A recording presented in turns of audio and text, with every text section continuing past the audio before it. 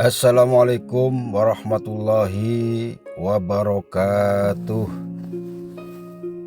Bersyukur kepada Allah dengan mengucapkan Alhamdulillahirabbil alamin, serta bersolawat kepada baginda Nabi besar Muhammad sallallahu alaihi wasallam dengan mengucapkan Allahumma sholli ala Sayyidina Muhammad wa ala ali Sayyidina Muhammad.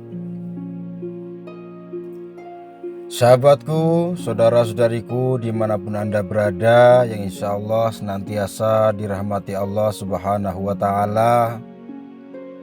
Alhamdulillah wa syukurillah ala nikmatillah.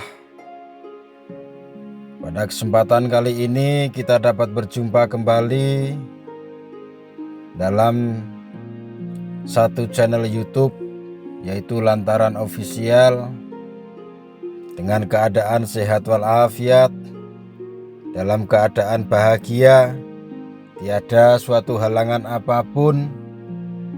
Semoga pertemuan kita pada kali ini dapat menjadikan sebab musabab terkabulnya doa, tercapainya hajat. Maka dari itu, saudara-saudariku semuanya, saya selalu mengajak dalam suatu hal apapun, awali dengan bismillah dan alhamdulillah. Ya. Jadi rasa syukur kita kepada Allah Subhanahu wa taala, karena rasa syukur itu sangat penting sekali, saudaraku ya. Syukur itu sangat penting sekali. Tetapi syukur kepada Allah Subhanahu wa taala tidak cukup dengan kata-kata. Dengan kata alhamdulillah itu saja tidak cukup, saudaraku. Harus disertai pula dengan perbuatan. Ya, orang yang bersyukur atas nikmat-nikmat Allah, insya Allah akan ditambah nikmatnya Allah. La in syakartum la azidanakum wa la in kafartum inna adzabi lasyadid. Jadi siapa yang bersyukur kepada nikmat yang Allah berikan, maka Allah akan menambah beberapa nikmat, mungkin dikali lipatkan kenikmatan tersebut. Tapi barang siapa yang kufur atas nikmat Allah, sesungguhnya siksa Allah itu lebih pedih. Nah, jadi kita bersyukur kepada Allah, saudaraku, itu tidak cukup dengan kata alhamdulillah saja, tapi juga harus disertai dengan perbuatan. Perbuatan seperti apa, Gus? Perbuatan rasa syukur kita kepada Allah harus kita tunjukkan dengan cara mengikuti semua perintah-perintah Allah dan meninggalkan semua larangan-larangan Allah. Menjalankan yang diperintahkan oleh Allah seperti sholat wajib 5 waktu, dijalankan, dijaga. Jadi ketika menjalankan perintah Allah juga jangan karena terpaksa, ya, karena takut neraka, karena terlalu mendambakan surga. Itu jangan. Surga dan neraka itu nanti Allah yang urus. Karena sholat kita enggak menjamin kita masuk surga. Yang bisa memasukkan surga kita adalah rahmat Allah, kasih sayang Allah, pertolongan Allah. Tapi bagaimana caranya supaya kita mendapatkan pertolongan Allah, mendapatkan kasih sayang Allah? Ya dengan cara menjalankan semua yang Allah perintahkan. Dan ketika menjalankan pun kita harus dengan senang hati, dengan penuh cinta, dengan penuh perasaan yang ikhlas, tulus. Jangan karena terpaksa. Rata-rata menjalankan sholat wajib maupun sholat sunnah itu semangatnya gak karuan tuh ketika kita membutuhkan sesuatu kepada Allah. Dan ketika sesuatu sudah diberikan oleh Allah, terkadang kita lupa, kita lalai. Akhirnya kita anggap enteng itu sholat, kita anggap remeh itu sholat, saudaraku ya. Ini semoga kita semua menjadi golongan orang-orang yang ikhlas, saudaraku. Menjadi golongan orang-orang yang tulus di dalam menjalankan ibadah apapun yang diperintahkan oleh Allah, ya. Jadi Syukur tidak cukup dengan kata-kata, tapi syukur harus disertai dengan perbuatan. Perbuatan yaitu mengerjakan segala perintah-perintah Allah dan meninggalkan larangan-larangan Allah. Ya, dan juga menjalankan sunnah-sunnahnya Rasulullah. Gemar dengan sholawat, senang dengan sholawat, ya, senang baca Al-Quran, senang menolong orang. Itu suatu perbuatan yang sangat bagus sekali dan bentuk rasa syukur kita juga. Misalkan kita diberi rezeki yang banyak oleh Allah, kita bersyukur, mengucapkan alhamdulillahirrabbilalamin. Tapi di sela-sela syukur itu, ya, kita juga menyisihkan harta kita untuk orang lain yang membutuhkan, untuk membantu fakir miskin, kaum duafa, untuk infak ke masjid, ke pesantren dan lain sebagainya. Ya, jadi kita harus pandai-pandai, saudaraku semua ya, harus pandai-pandai memaknai yang namanya syukur tadi ya. Di sini pada pertemuan kali ini sebenarnya saya ingin menyampaikan sesuatu, saudaraku ya. Ini masih banyak juga yang belum paham niat yang benar untuk mengamalkan suatu amalan agar hajatnya terkabul itu bagaimana. Itu saya sudah menjelaskan di video-video sebelumnya, tapi masih banyak yang belum paham ya, dan masih banyak yang salah juga. Sehingga saya tidak heran kalau hajat saudara-saudariku masih banyak yang belum terkabul juga. Ya, belum diijabah oleh Allah. Karena apa? Karena niatnya salah. Satu, niatnya salah. Yang kedua, tidak mau menerima keputusan. Nah, tidak mau menerima keputusan. Jadi saya jelaskan satu persatu ya, saudaraku ya. Niatnya salah bagaimana, Gus? Jadi begini, kalau kita ingin mengamalkan hajat, misalkan ilmu pelet ya, ilmu pelet atau ilmu pengasihan mahabbah lah, ilmu mahabbah ya, yang lebih halus bahasanya. Kalau pelet itu terkesan kedukun saja, tapi ya di video ini judulnya pelet karena banyak juga yang nggak mengerti tentang mahabbah itu apa, itu nggak mengerti. Kalau orang Jawa ya taunya ilmu pelet gitu aja, ilmu pengasihan. Kalau ilmu mahabbah itu kurang paham. Makanya saya di judul-judul video saya kasih judul ilmu pelet biar semuanya paham. Begitu, saudaraku. Ya. Jadi kalau ingin mengamalkan sesuatu amalan agar diijabah oleh Allah dan apapun hasilnya nanti, itu akan membuat hati kita tenang, membuat hati kita senang. Itu harus niatnya harus benar, saudaraku. Ya, niatnya karena Allah, bukan karena nafsu. Ya. Jadi niat dalam hati itu karena Allah. Tapi rata-rata ya, saya bukannya suudzon ya atau berprasangka buruk, tapi rata-rata karena nafsu. Melihat dia cantik, melihat dia ganteng, melihat dia molek, nah ini langsung jatuh cinta. Ya, langsung jatuh cinta dan dalam pikiran, dalam hati terus berpikir bagaimana caranya bisa mendapatkan si dia tanpa memikirkan resikonya. Lah memangnya mencintai orang ada resikonya, Gus? Ada. Ya, resikonya ada. Ya makanya di sini saya jelaskan, saudaraku, biar gak salah. Jadi niatnya itu yang benar begini, tak kasih tahu, ya. Tak kasih tahu, tak ajari niatnya sebelum mengamalkan amalan apa saja. Yang penting pertama niat karena Allah Subhanahu wa taala, mintanya sama Allah. Jadi ilmu apapun itu macam-macam ya, ilmu pelet, ilmu ajian, mantra apa saja namanya, itu hanya perantara memohon kepada Allah Subhanahu wa taala. Jadi tidak menjamin ya. Yang bisa menjamin itu siapa? Ya Allah. Makanya saya mengajarkan tata caranya yang benar itu supaya dijamin oleh Allah. Begitu, saudaraku. Jadi niatnya memang karena Allah, mengharap ridhonya Allah Subhanahu wa taala. Dan ketika ingin mengamalkan amalan, dalam hati boleh, diucapkan juga boleh. Ngomong sama Allah, ya Allah, saya mencintai si fulan binti fulan misalkan ya namanya. si fulan binti fulan. Saya sangat mencintai dia ya Allah. Karena kalau dia itu jodoh saya, yang terbaik buat saya dunia dan akhirat saya, lebih banyak manfaatnya untuk kehidupan saya dan akhirat saya, maka dekatkanlah ya Allah. Tetapi seandainya walaupun saya cinta setengah mati sama dia, kalau lebih banyak mudaratnya atau mungkin bisa nanti mendatangkan malapetaka dalam keluarga saya, mohon jauhkanlah dia sejauh-jauhnya dari kehidupan saya dan gantilah jodoh yang terbaik untuk saya. Nah begitu saudaraku cara mohon sama Allah. Jangan ujuk-ujuk maksa Allah, ya Allah harus dia ya Allah, kalau nggak dia saya nggak bisa hidup, kalau nggak dia saya bisa mati. Jangan begitu saudaraku, jangan maksa Allah. Allah itu lebih tahu mana yang terbaik. Ya. Tapi setelah mengucap seperti itu, punya niat seperti itu, hati kita juga harus ikhlas.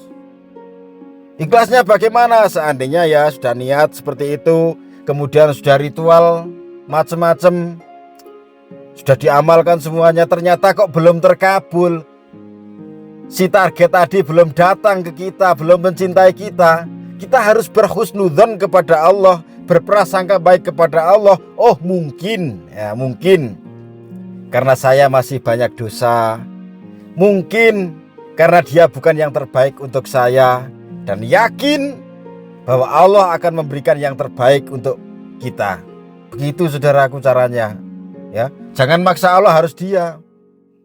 Ya, jangan maksa. Jadi kita mengharapkan ridhonya Allah Subhanahu wa taala saja. Amalan apapun itu kalau salahnya niatnya sudah salah, ya nanti kejadiannya tidak baik. Kalau Anda maksa sama Allah, ya Allah harus dia ya Allah.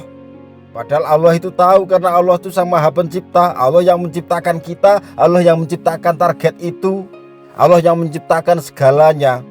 Allah tahu seandainya ini dijodohkan, dipertemukan, maka nanti di rumah tangganya atau dalam hubungannya itu akan mendatangkan malapetaka. Malapetaka itu macam-macam saudaraku. Ya, macam-macam bentuknya. Kita udah susah-susah setia sama pasangan, pasangannya selingkuh. Itu malapetaka, itu bencana juga. Kita udah bekerja mati-matian ya supaya bisa layaknya tetangga kita, saudara-saudara kita bisa hidup ya walaupun sederhana, itu cukuplah. Tetapi si dia malah menghambur-hamburkan hasil kerja kita yang tidak ada manfaatnya. Itu juga malapetaka, itu juga bencana bagi keluarga. Lalu kita udah berusaha semaksimal mungkin untuk sayang, untuk setia, dia kerjaannya marah-marah melulu tiap hari. Setiap apa yang kita kerjakan, apa yang kita berikan sama dia, tidak pernah dia syukuri. Ya, akhirnya jadi maksiat, tiap hari bertengkar dan lain sebagainya. Itu Allah sudah mempertimbangkan semuanya saudaraku. Allah sudah mempertimbangkan semuanya. Jadi kalau hajatnya belum terkabul itu jangan sakit hati sama Allah. Terus minta, terus berdoa, terus ritual terus. Ya. Ritual itu bahasa kita ya, bahasa orang Jawa itu ritual gitu aja. Tirakatan. Ya, atau wiridan. Atau juga kalau di bahasa Islamnya ya mujahadah lah. Mujahadah gitu. Jadi kita jangan sampai salah niat ya, saudaraku ya. Jangan sampai salah niat. Niatnya seperti itu tadi. Ya Allah, kalau memang saya mencintai si fulan binti fulan, saya cinta banget sama dia ya Allah. Kalau dia jodoh yang terbaik buat dunia akhirat saya, dekatkanlah dia. Tapi seandainya dia lebih banyak mudaratnya untuk kehidupan saya, maka jauhkanlah dia sejauh-jauhnya dan gantilah dengan jodoh yang lebih baik yang engkau ridhoi. Insya Allah saudaraku, ritual berhasil gak akan pernah sakit hati, gak akan pernah nyalahkan ilmunya, gak akan pernah nyalahkan mantranya, ajiannya, wiridnya, sholawatnya, apalagi gurunya. Jangan ya. Jadi kalau niat kita dari awal sudah seperti tadi yang saya ajarkan, insya Allah apapun hasilnya hati kita seneng. Kalau kita bisa introspeksi diri, kita bisa selalu berhusnudzon kepada Allah, jika hajat kita belum terkabul, ya mungkin karena kita masih punya dosa sama Allah yang belum diampuni. Kita masih punya dosa sama orang tua. Kita masih punya dosa sama saudara. Kita pernah mendolimi seseorang yang belum dimaafkan. Atau mungkin karena dianya si target itu bukan yang terbaik untuk kita. Dan dalam hati kita punya keyakinan, kalau dia bukan yang terbaik, ya Allah gantilah dengan yang terbaik yang Kau ridhoi. Dan seandainya gagalnya suatu hajat saya ini, kegagalan permohonan saya ini, tidak terkabulnya doa saya ini karena dosa saya, maka ampunilah dosa hamba ya Allah. Itu saudaraku ya. Jadi mau mengamalkan sendiri, mau ritual sendiri, mau minta tolong sama siapapun, niatnya harus benar dan harus dilihat orangnya. Jangan main ke dukun ya. Kalau ke dukun terus nanti dukunnya minta bantuan sama jin sama setan, lah nanti masuknya ke kesyirikan, musyrik, karena menyekutukan Allah.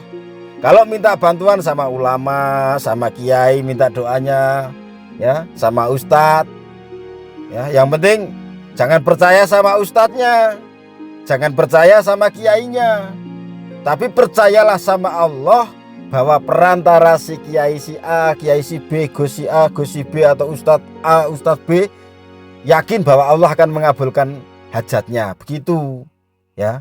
Jangan mempercayai, wah gus ini punya kekuatan lebih, wah kiai ini punya kekuatan lebih. Jangan, gak ada yang punya kekuatan saudaraku. La haula wala quwata illa billahil aliyyil azim.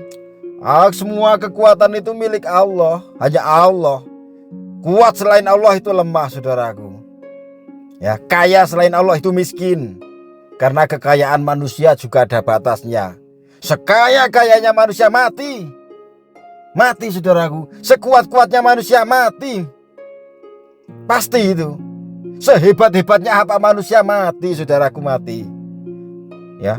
Sehebat apapun, sealim apapun, sekuat apapun, sekaya apapun, seganteng apapun, secantik apapun, semuanya hanya akan mati. Dan setelah mati tidak membawa apa-apa kecuali kain kafan 2 lapis. Dan tempatnya juga semuanya mirip-mirip kan, hampir sama kan ya. Lubangnya cuma segitu ukurannya ya. Kita sering melihat itu ya, kalau mengubur saudara kita yang meninggal itu ya Allah. Makanya saudaraku, jangan terlalu dengan nafsu apa-apa itu, jangan dengan nafsu, tapi dengan ketulusan hati, dengan keikhlasan, dengan penuh pengharapan ridho kepada Allah Subhanahu wa taala. Ya, jangan mempercayai seseorang itu punya kekuatan, jangan. Nanti syirik, nanti musyrik. Ya, jangan. Jadi kalau mau minta tolong, minta barokah, minta doa, minta bantuan sama seseorang silakan, tapi lihat dulu orangnya. Kalau orangnya itu dukun, paranormal, nanti mintanya sama jin sama setan, ya repot. Nanti malah jatuhnya musyrik, jatuhnya syirik, karena menyekutukan Allah ya. Jadi kalau mau minta tolong sama orang, ya orang yang memang ahlinya. Dan kita tahu bahwa orang itu, misalkan kita minta tolong sama kiai ya itu dimintakan sama Allah dengan cara ya ritualnya itu ritual secara syar'i, bukan ritualnya nanti maaf nih ya, membakar kemenyan, memanggil danyang, memanggil penjaga kali, memanggil penjaga batu, itu jangan ya. Biar kita enggak salah, biar kita enggak dosa ya. Ilmu mahabbah, ilmu apapun ya, yang penting niatnya benar, yang penting niatnya enggak salah. Insya Allah apapun hasilnya yang kita amalkan itu akan membuat hati kita tenang, hati kita tentram, hati kita senang. Karena apa? Karena kita tahu, karena kita sadar, karena yang kita harap itu hanya ridhonya Allah, gak ada yang lain. Gitu saudaraku ya. Jadi jangan terlalu bernafsu mengejar dunia ini saudaraku ya. Jangan terlalu bernafsu, karena ya seperti tadi, sehebat apapun ya, misalkan punya jabatan setinggi apapun, sama yang miskin, sama yang bodoh, sama yang nggak punya apa-apa itu sama. Di mata Allah itu kita sama, di hadapan Allah itu kita sama, dan semuanya sama. Setiap hari, tiap hari itu kita ditengok oleh malaikat Israel itu 70 kali, saudaraku. Ya, 70 kali. Udah saatnya belum ini? Oh belum. Balik lagi malaikat, nanti ditengok lagi sampai 70 kali dalam sehari. Apa enggak ngeri kalau kita malah terus-terusan hanya mengejar dunia berdasarkan nafsu? Itu jangan. Dan maka yang tidak kalah penting lagi, saudaraku, ya, amalan apapun, kalau mungkin di channel lain atau di tempat-tempat lain, orang lain nggak ada yang menyuruh untuk wudhu, untuk sholat hajat, untuk ini itu. Tapi kalau di sini, di tempat saya, mau jaran goyang, mau apapun, saya mewajibkan untuk wudhu, untuk sholat hajat terlebih dahulu, untuk membaca istighfar, untuk diselingi juga dengan sholawat. Selain syarat-syarat yang lain itu sepertinya harus baik hubungannya dengan orang tua, dengan kawan, jangan makan uang haram dan lain sebagainya. Tapi yang paling pokok wudhu, ya. Setelah wudhu sholat hajat, dan baru mengamalkan, ya. Karena di setiap ajian atau amalan itu sudah ada tata caranya sendiri-sendiri. Tapi kalau di tempat saya wajibkan untuk sholat hajat dulu. Soalnya apa? Seandainya mantra yang dibaca itu enggak Allah ridhoi, insya Allah dapat barokahnya sholat, saudaraku, sholat hajat, dapat barokahnya sholawat, dapat barokahnya wudhu, dapat barokahnya zikir. Nah, dengan barokah tadi insya Allah akan terkabul. Seandainya belum terkabul, pasti kita akan dikasih yang lebih baik. Jangan sakit hati, saudaraku. Yang namanya jodoh, kematian, itu semua kan Allah yang ngatur, ya. Udah diatur oleh Allah. Kita manusia hanya berusaha memohon kepada Allah, karena kita tuh hanya seorang hamba, ya. Yang bisa mengabulkan itu Allah, bukan mantra. Yang bisa mengabulkan itu Allah, bukan kiainya, ya. Jadi doa, mantra, ajian semua itu hanya perantara. Tapi kalau yang jadi perantara tadi, misalkan kiai atau ustadz atau gus, itu punya hati yang tulus, insya Allah juga akan dikabulkan. Karena mungkin kalau kita pribadi masih banyak dosanya, ya, masih banyak kesalahannya. Tapi si kiai tadi yang kita mintain tolong itu mungkin lebih alim, lebih dekat kepada Allah. Contoh, ya, saudaraku, kita ngelamar kerjaan di suatu tempat, ngelamar sendiri lebih banyak ditolaknya. Karena apa?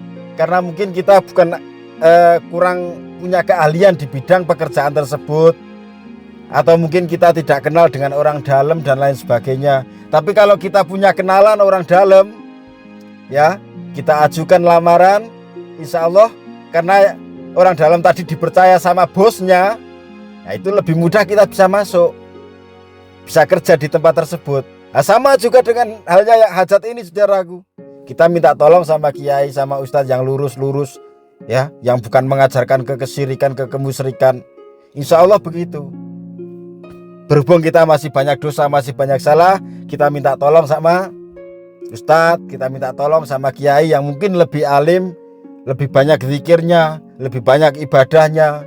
Jadi ridho Allah akan diberikan, dan hajat kita akan dikabulkan karena permohonan dibantu sama kiai tersebut. Tapi kita jangan mengimani bahwa kiai atau ustadz atau gus atau siapa tadi punya kekuatan dan bisa mewujudkan hajat Anda, hajat kita. Itu jangan. Semua karena Allah, ya, karena semua datang dari Allah, semua pula akan kembali kepada Allah, ya. Jadi pesan saya yang tidak akan pernah saya lupakan, jaga sholat 5 waktunya, saudaraku. Jangan menyekutukan Allah, jangan percaya sama dukun, jangan beriman kepada dukun, ya.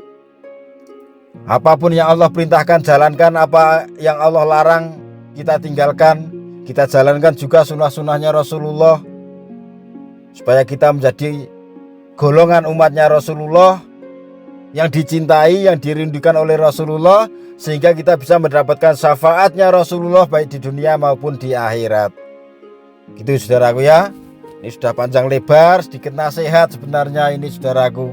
Nasihat tapi insya Allah kalau diperhatikan, ya, kalau diamalkan tidak ada ruginya. Dan tidak akan membuat Anda sakit hati, tidak akan membuat Anda putus asa. Tapi justru akan membuat hati Anda semakin lapang, hati Anda semakin yakin, hati Anda semakin kuat bahwa semua datang dari Allah, semua akan kembali kepada Allah, dan Allah pasti memberikan kepada hambanya itu yang terbaik. Begitu saudaraku ya. Sepertinya cukup sampai di sini dulu saudaraku pertemuan kita, nasihat saya semoga bermanfaat. Ini kalau masih ada yang kurang paham juga bisa nonton video-video sebelum ini, banyak juga nasihat-nasihat ya tentang bagaimana supaya hajatnya terkabul. Tapi yang jelas intinya saja saudaraku, saya mohon pada saudara-saudariku semuanya yang mau mengamalkan, satu, penuh keyakinan, ya, yakin kepada Allah Subhanahu wa taala, hanya mengharapkan ridha Allah Subhanahu wa taala, dan kalau mau cepat terkabul juga hajatnya dan Allah memberikan yang terbaik, itu jangan lupa sholat 5 waktunya diperbaiki saudaraku. Kalau saudara-saudariku semuanya memperbaiki sholatnya, maka Allah akan memperbaiki semua kekurangan Anda. Yakinlah saudaraku ya, dengan sholat insya Allah selamat dunia dan akhirat. Nah, cukup sampai di sini dulu saudaraku, kurang dan lebihnya mohon maaf. Dan mohon maaf juga misalkan ada kata-kata yang tidak berkenan di hati saudara-saudariku semuanya. Saya juga manusia biasa, saya juga bukan malaikat, apalagi Tuhan ya. Saya juga manusia yang penuh dosa, masih banyak dosa, dan masih dalam tahap belajar. Mari kita belajar bersama-sama, belajar menuntut ilmu ya. Dan jangan heran kalau ilmu pelet kok banyak sekali, ilmu pengasihan banyak sekali, ilmu ini banyak sekali, jangan heran ya saudaraku. Karena memang ilmu Allah tidak akan pernah habis, semuanya milik Allah. Yang penting mintanya sama Allah, jangan sama setan, jangan sama iblis. Udah gitu aja saudaraku, insya Allah selamat. Apapun yang kita dapat, apapun yang kita hasilkan, semoga yang memang benar-benar diridhai oleh Allah Subhanahu wa taala. Cukup sampai di sini saya akhiri, dan sampai jumpa di video berikutnya. Ya. Wassalamualaikum warahmatullahi wabarakatuh.